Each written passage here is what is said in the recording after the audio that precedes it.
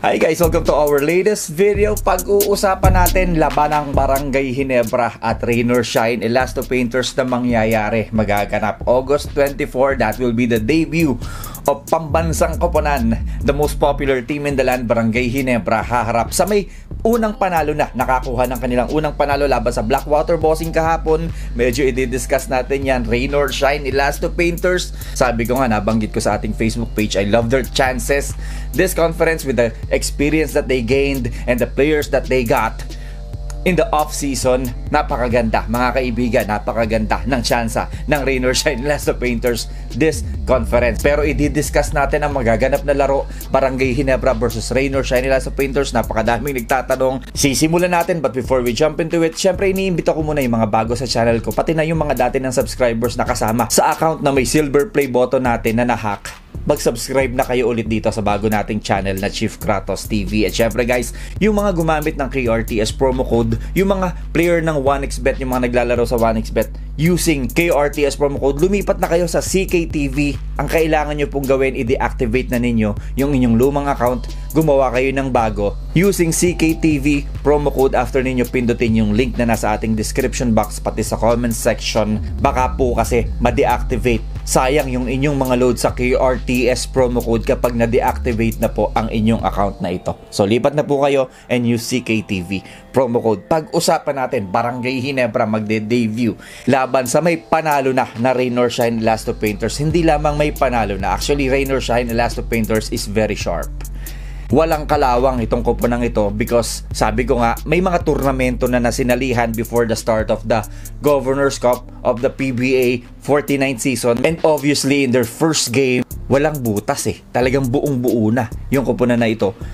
Although marami ang nagsasabi or may mga magsasabi that Blackwater pa lang yan, hindi pa natin pwedeng sukatin Rain or Shine Elasto Painters based on their first game. Pero ako kasi, every time I look at the team, hindi ko tinitingnan yung kanilang kalaban because ang tinitingnan ko is their performance. Kung may mga butas or may kulang pa ba sila sa koponan nila, or nakikita ko ba na medyo may mga nagko-compliment talaga sa mga players from the starting unit up to the second unit, ang kanilang import sa kanilang plays na ginagawa. The way I look at the Elasto Painters, the Rain or Shine, kompleto. Yung koponan ito, nakita nyo yung kanilang second unit, Kaylan Chongson, ang kanilang JC, hindi Jordan Clarkson na, kundi Jonard Clarito. Those players came off the bench sa kanilang laban against Blackwater Bossing. And not only those two, even the rookie, the other rookie, na si Lemeti, umiscore ng 11 points, also came off the bench. Well, Aaron Fuller had 24 points. Kaylan Chongson, sabi ko nga, he came off the bench with 15 points. Santi Santillan, he started the game and scored 12 points. Kasama nga dyan si Lemeti with 11 points. Gian Mamuyak has 10, I think. He also came off the bench. Anton Asisio had 9. Adrian Nukum had 8. At yung Jonard Clarito nga, sabi ko nga, he came off the bench, he scored 8 points. Actually, mababa pa nga yung 8 points for JC of Rain or Shine Elasto Painters. He is capable of scoring or averaging in double figure para sa Rain or Shine. So, para sa akin kompleto yung Bo Belga nga, 2 points lang yung ginawa.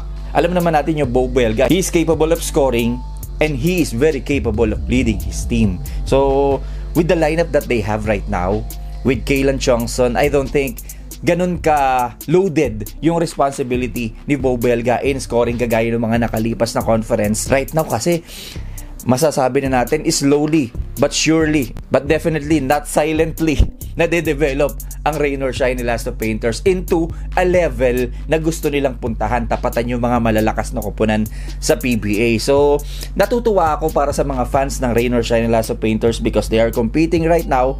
Yun nga lang talaga ang pinagdadasal ko. I'm very serious and I'm very honest with my opinion. Ang pinagdadasal ko talaga, medyo mabawasan na yung puro reklamo from their coaching staff, lalo na from Yeng Guiao. Naintindihan natin si Yeng Guiao, pero paano ba niya na-develop ang Rain or Shine? Diba through draft din naman? Nakuha niya si Kaylan Chongson from Blackwater Bossing, nakuha niya si Kit Datu from Phoenix Super LPG. So nangyayari naman to even in Rain or Shine's camp.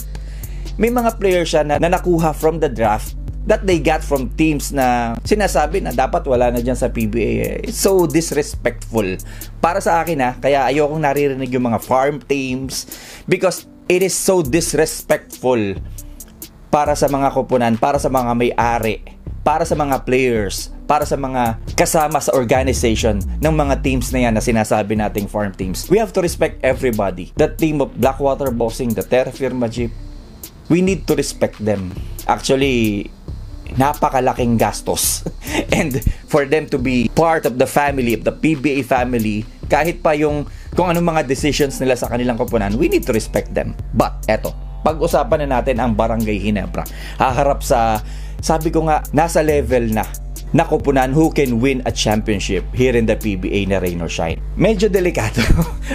Sorry mga Barangay Ginebra fans. I'm sure you're expecting na sasabihin ko na kayang-kaya ng Ginebra ang Rain or Shine. But again, I want to emphasize that Rain or Shine is not the team na talagang nasa gitna lamang nung mga nakaraang kumperensya. I think they can be the top 4 teams in the PBA right now. So Barangay Ginebra, bagong-bago. Ano ba ang may expect natin sa koponang ito? Of course, ang pagbabalik ni Justin Brownlee. Sino ba ang hindi may excite? I am so excited to see Justin Brownlee again in the PBA. Sabi ko nga, I love this player. I like Justin Brownlee so much. His behavior, his approach to the game, his relationship with his teammates, not only in Barangay Ginebra but also in Gilas, ibang klase yung manlalarong ito. At makakita tayo ng ganitong klaseng manlalaro playing in the PBA ay enjoyin natin because he is already at the tail end of his career. Medyo malapit-lapit na rin na makita na lamang natin siya, hopefully, na mag-coach dito sa Pilipinas, pero hindi na siya kasing bata nung dating kilala nating Justin Brownlee. So I hope that even his haters, enjoy na lamang natin. Tigilan na natin yung mga kakatira kay Justin Brownlee because we hate Barangay Ginebra or you hate Barangay Ginebra. Huwag na nating isali sa mga bangayan natin, sa mga paborito nating kupunan o ayaw nating kupunan because Justin Brownlee, he is a special player. Dahil napakabait, napakagaling, napakahusay. Justin Brownlee, he will play again for Barangay Ginebra after 2 years of absence. I am so excited to see Justin Brownlee. Sabi nga niya, he is so excited sa bagong koponan ng Barangay Ginebra. Siyempre, bago talaga itong koponan ito. Sabi ko nga, without Christian Standhardinger, who is the first option of Barangay Ginebra, imagine, mawawala nga yung first option mo, mapupunta sa backcourt. The point of attack of Barangay Ginebra will now start from their backcourt. Nandiyan si Stephen Holt, the rookie RJ Abarrientos. Bagong-bago ang Barangay Ginebra. So we cannot expect much from this team. They have talents, but of course, those talents, you have to form them into a solid group, into a solid unit. Lalong-lalo na if you are running a triangle offense. Sabi nga ni Isaac Go, sometimes yung triangle offense nila nagiging bilog, nagiging kwadrado. So medyo hindi pa talaga buo ang Barangay Ginebra. But you cannot sleep on a team that has talents like them.